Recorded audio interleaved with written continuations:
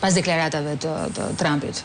Pa diskutim, dhe pjesa e kritikave ndaj NATO-s, për mendimin tim, ishte pjesë për t'i vënë në lëvizje, jo vetëm Europën, por me një projekt për rritjen e aftësive tyre mbrojtëse dhe për të përballuar të vetmit, duke ditur që Amerika ka sot frontin e Azisë edhe të paqësorit. Është rreziku nga Kina, që është rreziku kryesor eminent për vendet perëndimore.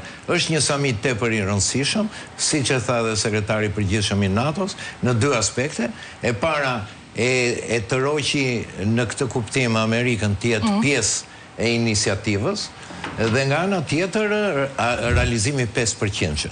Por kjo me drejt, siç e tha dhe presidenti Trump, ishte edhe një fitore e Shtetit Bashkuar të Amerikës, sepse ai gjithmonë mendon që shpenzimet ushtarake një pjesë, ashtu si dhe vetë Europa e ka planifikuar, sidomos për teknologji të lartë, për hardware-et ose për çështjet e drejtimeve teknike ushtarake, sigurisht shpenzimet do të kryen në Shtetet Bashkuar të Amerikës. Pra, Trumpi realizon dy aspekte. Konsolidon një aleancë tepër të fuqishme, të përdorshme, aleanca më e fuqishme, ka hapësira tashmë duke u fuqizuar vendet e Europës për mbrojtur vetë nga sulmi ndaj rrezikut rusë, nga ana tjetër përballojnë mos pushtimin e Europës ose ndarjen siç kërkon Putini zonave tyre të influencës, dhe së treti përqendrohet në Azi edhe në Oqeani. Pra një Europë më e sigurt. Më e sigurt. Po themi në letër për momentin, derisa të fillojnë veprimet të kryen. Po citoj pak Trump, ka bërë përshtypje sot një deklarat,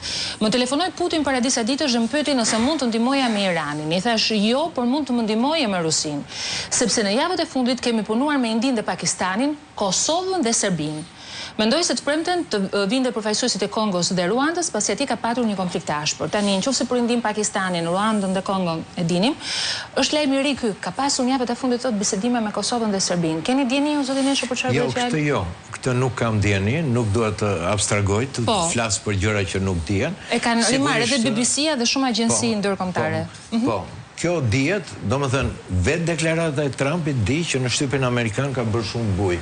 Për arsye sepse ishte një farë kashillëku edhe për Putinin. Dihet që Putini në lojën për të arritur një paqe, që Trumpi e kërkonte në mënyrë të domosdoshme, kërkon të blej kohë për arsye sepse do që të shtrihet më tepër në Europë për të bërë atë ndarjen që ai paramendon të paktën, domethënë që të marrë hapësirat saktuara të Ish-Bashkimit Sovjetik ose zona influence ose të Europës Lindore. Prandaj ai kërkon kohë, gjithë ekspertët thonë që konflikti në Ukrainë edhe nga fuqizimi i Ukrainës do të vazhdojë.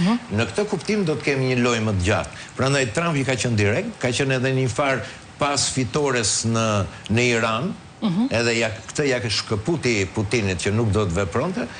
Këtu në shtypin amerikan është quajtur si një fitore që i është imponuar edhe Putinit. Në lidhje me Kosovë-Serbi, dua të them që tentativat mund të jenë, nuk mendoj që është ideja e Trumpit, është ideja për të realizuar një fitore në politikën e jashtme, ashtu si ju servir edhe në para 3 vjetëve, kur ishte në 2020 në 4 shtator, që i thanë do t'japim një fitore në tavolinë, por do të bësh një zgjidhje të konfliktit. Gjë që s'ishte realiste, se konflikti kishte mbaruar 20 vjet, por atë secila palë përfitoi aq sa mundeshin, aq më tepër që serbët kishin dhe lobistin e tyre në atë lojë. Po ta lexojmë kështu në vija të trasha, pa e ditur se për çfarë është referuar Trumpi në vetvete, duket që vëmendja e Shtetit Bashkuar të Amerikës ndaj Ballkanit ekziston.